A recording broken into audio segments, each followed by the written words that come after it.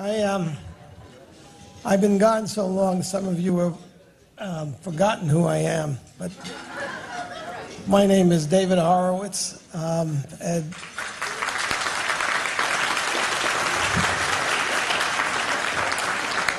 this is a production of the David Horowitz Freedom Center. Briefly, what happened to me is my foot was paralyzed.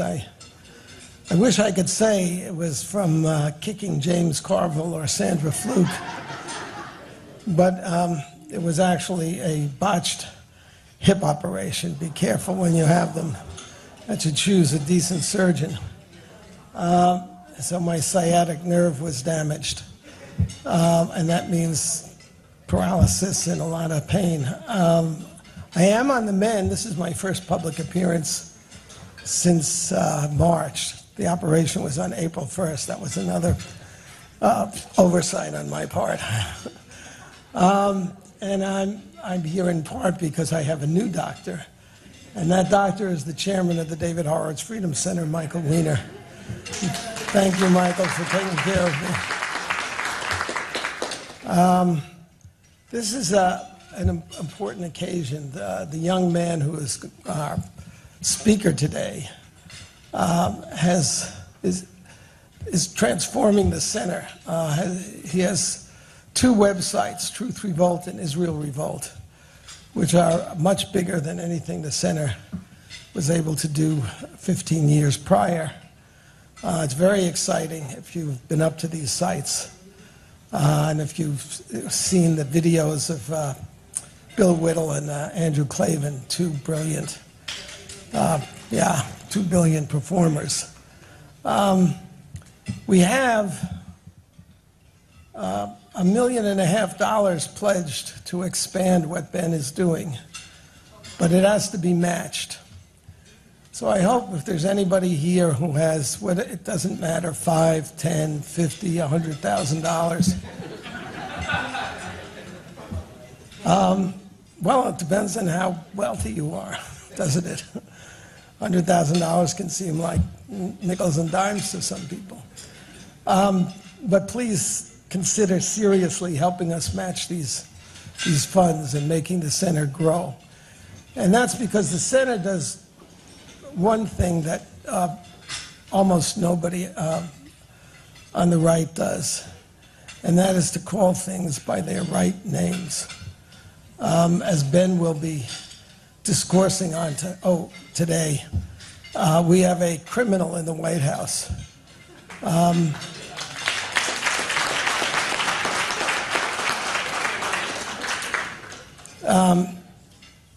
How do you, when you have a president who is a criminal, who has utter contempt for the Constitution, violates it every day, how do you rein him in? Well, who's the chief law enforcement officer in the land?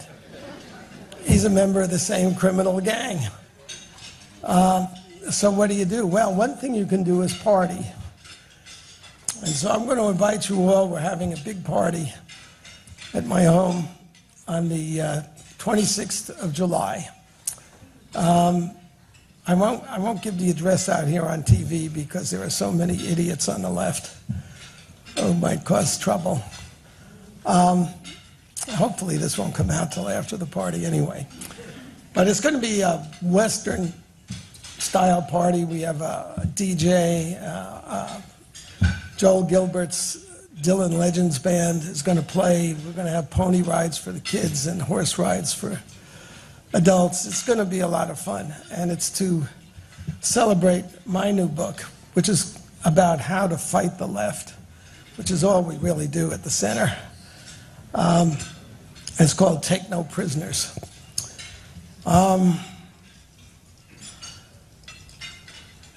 What else was I going to say here? It's worse than having a criminal, as Ben will also tell you, in the White House. This man is a communist, a lifelong communist. And therefore, his contempt for the Constitution is not like a criminal who doesn't like the law that he's breaking. He doesn't like the system of laws that we have, and he's determined to undo them. This is the most dangerous situation the United States has ever faced. And we have precious few leaders at the moment who are articulating the battle the way it needs to be articulated and fighting it.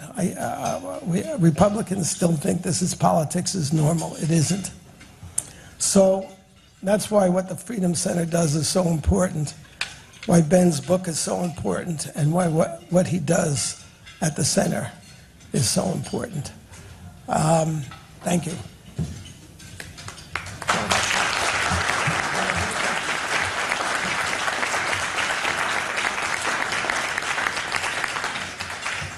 Well, thank you to David. Obviously, thank you to the center. And this is the only place on the right that does call things by their real name. There's a lot of weakness, unfortunately, on the right. That weakness on the right has led to an unending series of leftist victories over the last 80 years in this country, which has led to a growth of government that now puts us on the verge of what can only be termed an executive tyranny, an executive dictatorship, a dictatorship that we get to elect every 4 years, but then we are supposed to sit back and watch as our rights are trampled over.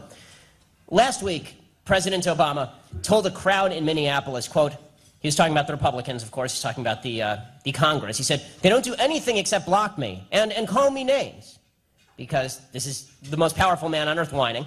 And he also said, they don't do anything except block me. And then Dick Durbin, he was talking about specifically about immigration, Dick Durbin last week added that because these folks only block him and call him names, President Obama would, quote, borrow the power that is needed to solve the problems of immigration. You borrow it, right? Sort of like you borrow your neighbor's cup of sugar, except you never give back the cup of sugar because you've used it. Right? When power is borrowed, it is never restored. That's the point of borrowing power in the first place. President Obama is always very happy to borrow power because, as David mentioned, the left is fundamentally opposed to the Constitution of the United States. They are fundamentally opposed to the basic founding concept of American freedom and liberty. They seek to tear it down. I disagree slightly with David in terms of the president being a communist. David knows communism significantly better than I do, so I'll defer to his definition of communism. But in my view, the president is beyond that. He is a nihilist. He wants to tear down the system almost solely for the sake of tearing down the system. It's not even about establishing equality or establishing a basic standard of rights or to avoid poverty. It's about tearing down the system purely and simply. Now, there are folks on the left who see the Constitution of the United States as a real obstacle. These folks include people who sit on the Supreme Court of the United States. Ruth Bader Ginsburg said not long ago, she said, quote, I would not look to the U.S. Constitution if I were drafting a constitution in the year 2012. I might look at the Constitution of South Africa. She said that was a deliberate attempt to have a fundamental instrument of government that embraced basic human rights, had an independent judiciary. It really is, I think, a great piece of work that was done, much more recent than the U.S. Constitution, which is, of course, why South Africa is such a thriving and wonderful and free country today.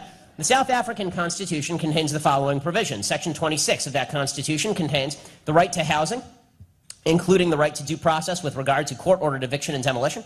Section 27 includes the rights to food, water, health care, and social assistance, which the state must progressively realize within the limits of its resources. This is the sort of constitution that the left wants, a constitution in which the government guarantees you stuff and violates your rights in order to guarantee you those things. And if they don't deliver on that promise, well, you know, they can't win them all. But the bottom line is that they will pretend to guarantee you these things. How do we know that they're just pretending? Because there have been other constitutions in the past that contain similar provisions. For example, there was a constitution in the recent past that suggested, quote, the distribution and usage of real estate should be supervised by the state in order to prevent abuse and in order to strive to secure healthy housing to all families, especially those with many children, in order to maintain health and the ability to work, in order to protect motherhood, and to prevent economic consequences of age weakness, and to protect against the vicissitudes of life. The state establishes a comprehensive system of insurances. This particular constitution also said that the state should transfer economic enterprises suited for nationalization into common property if the regulations for expropriation are obeyed and if compensation is not violated. I'm speaking, of course, of the Weimar Constitution. It guaranteed all of these rights. The Chinese Constitution similarly guarantees, for example, the rights of free speech and the rights of freedom of the press. In other words, these are all paper documents. The American Constitution is too. And the only people standing between us and the great maw of government that seeks to churn us up and spit us out is the will of the American people to stop this and to stand up for liberty. And all the guarantees, people who say that this is alarmist to talk in these sorts of terms, this is, I think, one of the great misnomers that we've experienced in modern history. We've bought our own propaganda with regard to folks like Hitler, in the sense that, yes, Hitler was evil, but Hitler didn't come in with the jackboots. Hitler came in, and he did it softly. If you read Hitler's speech, for example, right before the Enabling Act, right? He was arguing for the Enabling Act in 1933, right after the Reichstag fire. And Hitler, when he argued for the Enabling Act, which was an act that essentially ended all civil rights in Germany and handed unilateral power over to the Chancellor, namely Hitler, he actually said this, the direct quote, "The government will make use of these powers only insofar as they are essential for carrying out vitally necessary measures." He's going to borrow the power. Right? "The existence of neither the Reichstag nor the Reichsrat is endangered. The position and rights of the Reich President remain inviolate. It will always be the first and foremost task of the government to bring about inner consensus with his aims." He says the rights of churches will not be curtailed. Their position vis-a-vis the state will not be altered. The number of cases when there will be an internal necessity, like people here that we'll have to deal with, that'll be really limited. And this is what he said in 1933. And of course his opponent, who's a guy named Otto Wels, who's from the Social Democratic Party, he protested. He said, "Never in the history of the German Reichstag has control over public affairs vested in the elected representatives of the people been eliminated to this extent." And what's amazing about this particular exchange is that the president of the Reichstag at that time was Hermann Göring, who's obviously one of Hitler's emissaries. He's his right-hand man.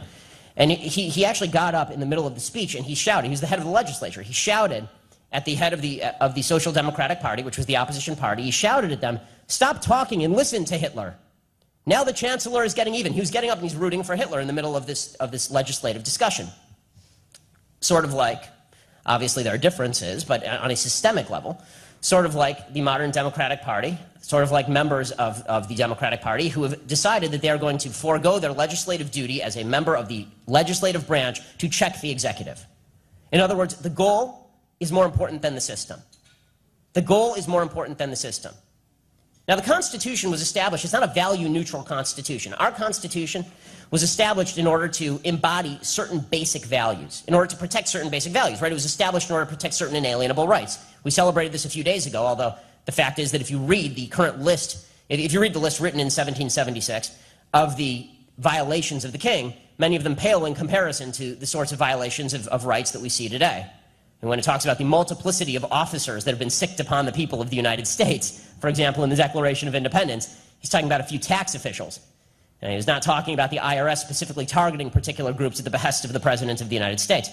The Constitution of the United States was specifically designed, though, to preserve certain values, to embody certain fundamental beliefs about the nature of humanity. So, for example, it was supposed to create a check against the nature of mankind. This is why the founders truly believed you needed balance, you needed interest to counterbalance interest. The nature of mankind dictated that men were capable of great evil and men were capable of great good. But no man could be trusted with ultimate power because men were capable of great evil, which is, of course, exactly what Madison said in Federalist 51. He said, men are not angels. If they were angels, no government would be necessary. And if they were devils, no government should suffice. Basically, we're human beings, and that's why we need interest to counteract interest. But this is not the view of President Obama and people like him. In their view, people who are not President Obama are devils, and he is an angel. In his view, and the views of members of this administration, people who work for the government are by necessity good. They are a self-selected group of people who are only there for the best. All the rest of us are there for the worst. We're there for self-interest, evil self-interest. It's why you see President Obama and his wife go around to the rest of the country and say on a repeated basis that if you really want to do good for the country, don't go into private sector. Don't start a business. Give back to go into public service with a cushy government pension and a nice rate of pay and an arbitration process if you should happen to rape somebody. But if you really want to serve the public, what you want to do is get into the business of government, because that makes you a fundamentally better human being. And therefore, because you are now in this position, government should have all the power in the country. The Constitution was established on the basis that natural rights come from God, not from government. And that as soon as government violates those natural rights which come from God, you have a right to stand up to the government. And yet we are one vote away in this country, one vote, from religious rights in the country being finished. And I mean that very seriously. As an Orthodox Jew, it's something I take very seriously.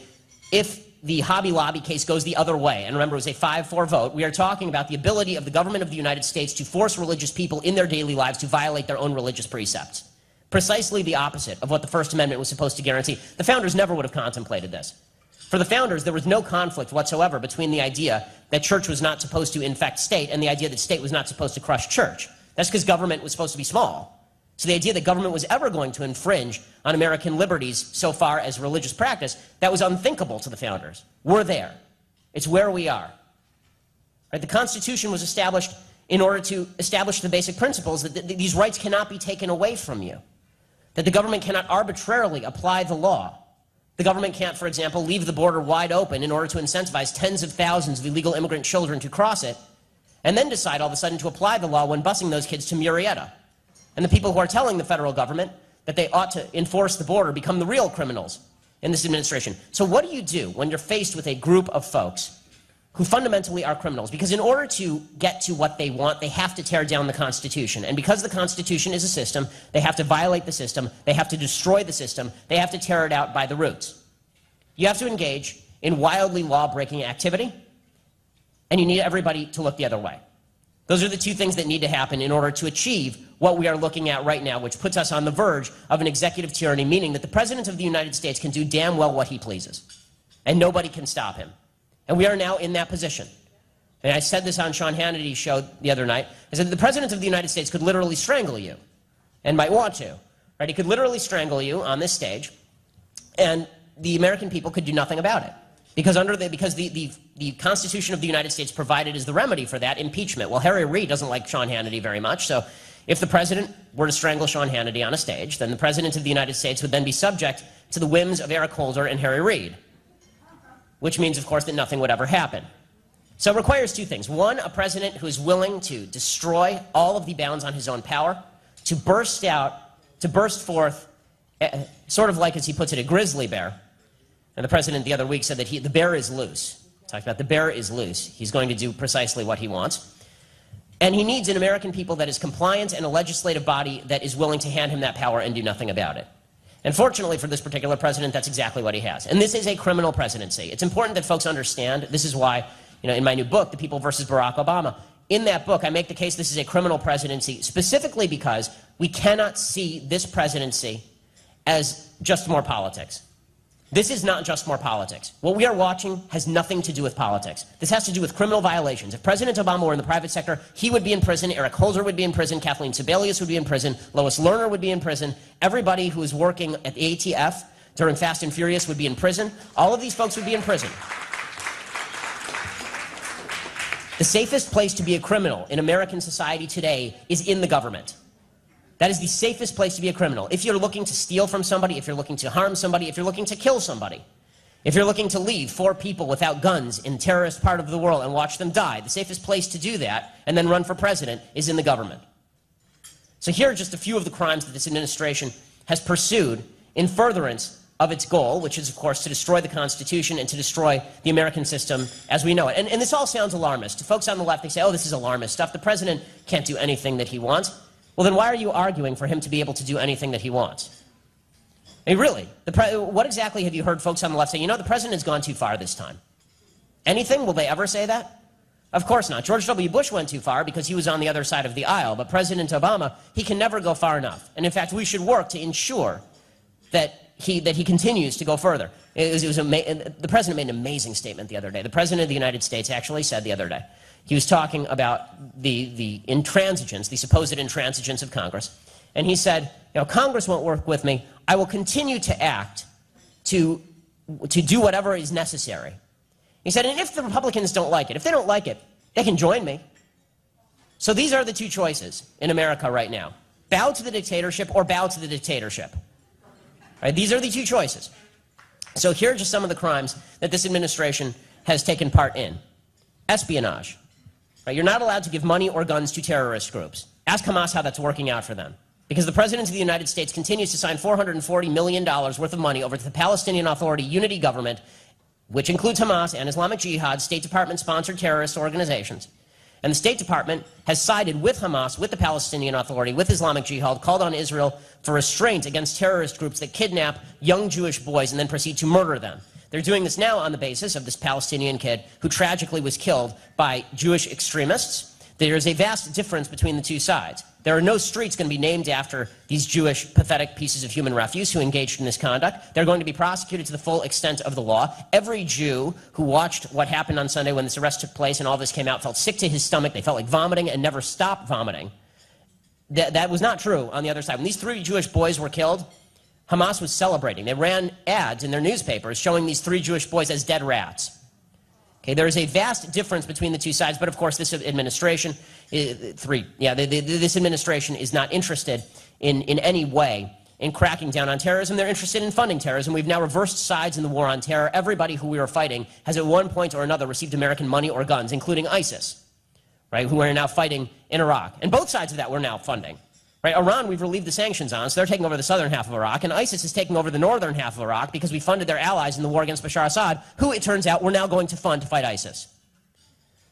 So we are now on every side of every issue, except the right side, which in that arena of the world is Israel and Israel alone. That's espionage, and it's a violation of the Arms Export Control Act to boot. The Arms Export Control Act suggests I cannot funnel, if I were to funnel a gun to ISIS, I'd be arrested. If President Obama does it, that's just American foreign policy. Involuntary manslaughter. Right, the basic case of involuntary manslaughter, I'm a lawyer, so the basic case for involuntary manslaughter is a 3-pronged test, right? Somebody died, number 1. Somebody died as a result of reckless action, number 2. Number 3, the person who took that reckless action knew it was reckless and could result in death at the time. Okay, those are the 3 elements of involuntary manslaughter. Benghazi, anyone? Leaving no security anywhere in the vicinity, in an area where we were running guns to Syria through Turkey. In an area where the New York Times had reported literally the year before that the entire town was run by Ansar al-Sharia. And surprise, surprise, Ansar al-Sharia was behind the terrorist attack that killed Chris Stevens and 3 other Americans. Right, who's responsible for that? Hillary Clinton's responsible for that. She's guilty of involuntary manslaughter. She shouldn't be worried about whether she goes to the White House. She should be worried about whether she goes to the big house. Unfortunately, we have an attorney general who would never prosecute anyone for these sorts of violations because he too is a criminal and he too is guilty of involuntary manslaughter, as it turns out. He greenlit the Fast and Furious program. Turns out that you might think that running guns to Mexican drug cartels, with no tags in them, by the way, there were no electronic monitors on these guns.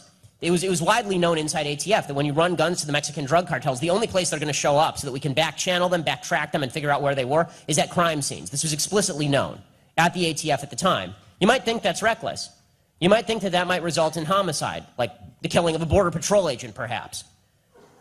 And you might be the head of the DOJ. And if you were involved in this, you were probably promoted. Because nobody who's responsible for Fast and Furious has gone to jail. Nobody's really even been fired. How about violation of internal revenue laws? If you or I were to leverage the IRS to crack down on particular folks, we would be put in jail. That's a violation of the Internal Revenue Code itself, 26 U.S. Code 7212 for people who are following. It's also a violation for politicians and for politically motivated bureaucrats to get involved, and this is a violation of the Hatch Act. Right? The Hatch Act prohibits bureaucrats from getting involved in political situations like this and targeting political opponents. It's a violation of law. But it's a phony scandal, according to the President of the United States. You want to know how corrupt and criminal and nasty this administration is? John Eastman runs the National Organization for Marriage. I'm sure some of you know of John.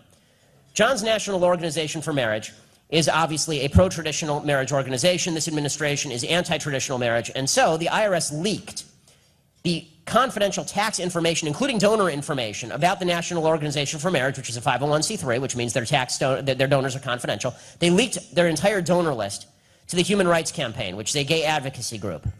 Now, they used a middleman in order to do this.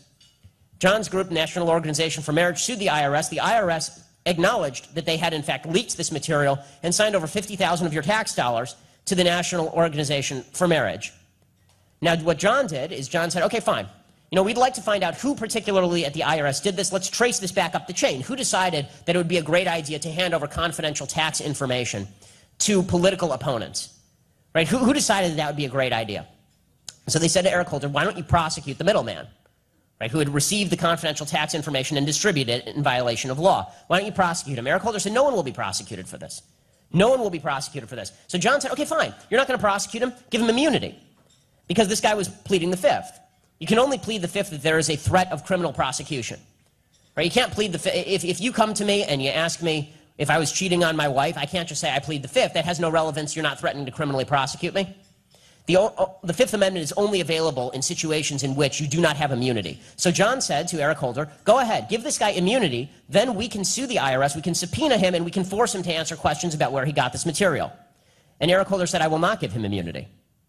So in other words, he won't prosecute the guy to get the information, and he won't get immunity. He won't give immunity so the guy would give up the information. This is the height of criminality, and it's so blatant. And yet, has anybody outside this room ever heard of the National Organization for Marriage? Can you imagine if the NAACP had sued Bush's IRS, and Bush's IRS had said, yeah, you know what, we discriminated against you, here's a $50,000 settlement. You think that might lead the news for a few nights?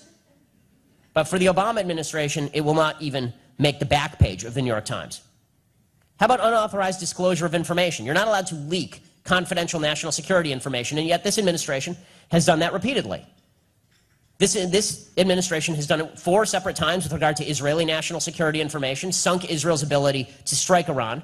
Israel was supposed to use an airbase in Azerbaijan to strike Iran. That was leaked by the Defense Department to the New York Times. Israel was supposed to work with the Saudis to use Saudi airspace to strike Iran. That was leaked by the Defense Department to the New York Times. Israel was behind Stuxnet. That was leaked by the Defense Department to the Washington Post. And Israel was working out agreements with particular groups to go in and try and decapitate some of the heads of the nuclear program. That was also leaked by the Defense Department to the Washington Post. But it's not just Israeli national security information that's being leaked. You know how we all knew that President Obama had his kill list? You know, Rand Paul has been very big on President Obama has his kill list. American citizens abroad who he just decides we can kill. Which, by the way, is, regardless of what you think of the killing of Anwar al-Awlaki, and I'm fine with it, he's a terrorist, he deserved to die, the possibility that we now live in a country where the president can determine, based on which side of the bed he woke up this morning, whether to hit somebody with a drone or trade them for 5 Taliban terrorists is frightening. That should be frightening. Bo Bergdahl was no friend to the United States, according to most reports. And yet he was an American citizen who had to be brought home just in time for the president to quash the VA scandal.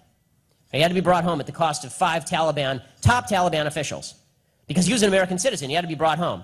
Well, if his name happened to be Anwar, he'd be dead from a drone strike in Yemen. So the president literally, I mean, that is, if there's anything that speaks to dictatorial power, it is the ability of the president to unilaterally declare who is an American citizen and who is not an American citizen for the purposes of hitting them with a drone or trading terrorists for them. Deprivation of rights under color of law. The fact is that what the Obama administration has done, as far as the mining of metadata, and I'm a hawk on national security, is far beyond the scope of the Patriot Act. Far beyond the scope of the Patriot Act. Representative Sensenbrenner has said as much. Right? Sensenbrenner, who wrote the Patriot Act, said if I had ever conceived that the Patriot Act would be this widely applied by the President of the United States to be checking our Gmails and our Gchats and our metadata on our phones, I never would have signed off on the thing. This is a violation of our rights under color of law.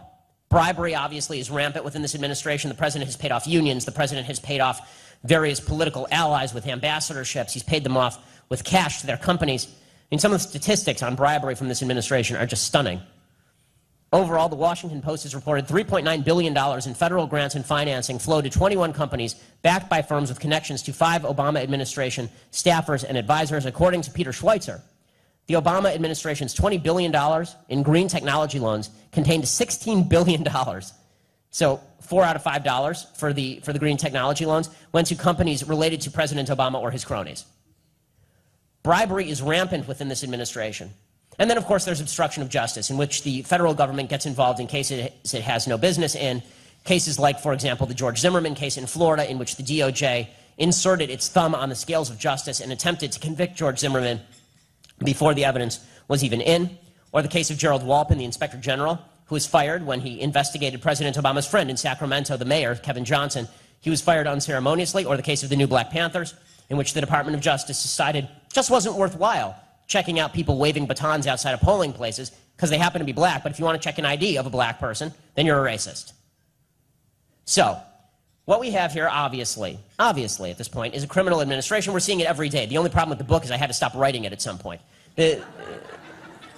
What we're watching on the southern border, obviously, is, in my opinion, the single most grave threat to national security that we have seen over the course of this presidency, and that's saying a hell of a lot considering we have a president who just surrendered Iraq to terrorists, has put Israel in mortal danger, and has signed a nuclear deal with Iran. But what we are watching on our southern border is a threat to the very existence of the United States, and it is specifically, there are people who are out there, folks on the left, and it's incredible, the skewed view of folks on the left, truly astonishing. Somebody wrote a column at USA Today saying, is this Obama's Katrina? Is this Obama's Katrina? No, it's not Obama's Katrina. That was a hurricane. That was an act of God. It just shows the hatred for President Bush on folks on the left. It is not even wildly comparable. In your worst imagination, it's not comparable. President Obama created this hurricane.